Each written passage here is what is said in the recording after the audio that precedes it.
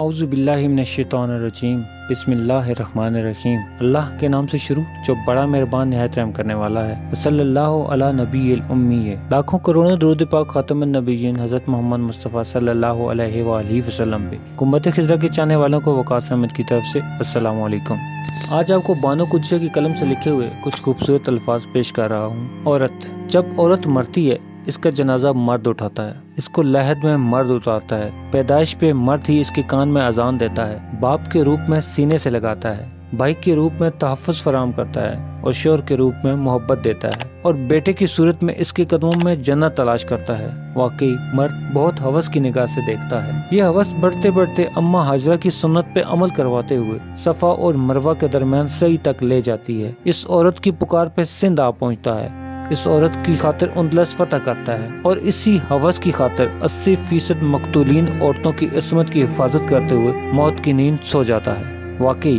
مرد ہوس کا پجاری ہے، لیکن اگر عورت گھر سے باہر 70,000 کا سیل فون ہاتھ میں لیے، تنگ شرٹ کے ساتھ پھٹی ہوئی جینز پہن کے، 4,500 کا میک اپ چہرے پہ لگائے، کھلے بالوں کو شانوں پر ڈالے، انڈے کی شکل کا چشمہ لگا کے باہر بازار میں نکل آئے اور مرد کی ہوس بھری نظروں کی شکایت کرے، تو ان کو توپ کے آگے باندھ کے اڑا دینا چاہیے، جو سیدھا یورپ اور امریکہ میں جا کے گرے اور اپنی جیسی عورتوں کی حالت زار دیکھیں جن کی عزت صرف ایک بستر تک محدود ہے۔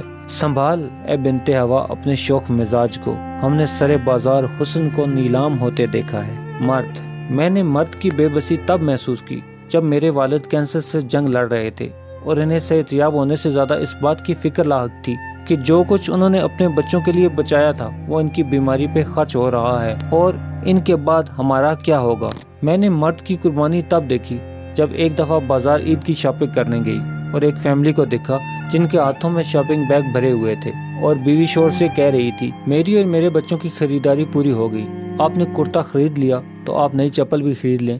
جس پہ جواب آیا ضرورت نہیں ہے، پچھلے سال والی کون سی پرانی ہو گئی ہے، میں روز تو پہنتا نہیں ہوں، ابھی بالکل ٹھیک ہے، تم دیکھ لو اور کیا لینا ہے، بعد میں اکیلے آ کے اس رش میں کچھ لے نہیں پاؤ گی، ابھی میں ساتھ ہوں، جو خریدنا چاہتی ہو ابھی خرید لو۔ میں نے مرد کا ایثار تب محسوس کیا جب وہ اپنی بیوی بچوں کے لیے کچھ لایا اور اپنی ماں اور بہن کے لیے بھی 7 تحفے لایا۔ میں نے مرد کا تحفظ تب دیکھا جب سڑک پار کرتے وقت اس نے اپنے ساتھ چلنے والی فیملی کو اپنے پیچھے کرتے ہوئے خود کو ٹریفک کے سامنے رکھا۔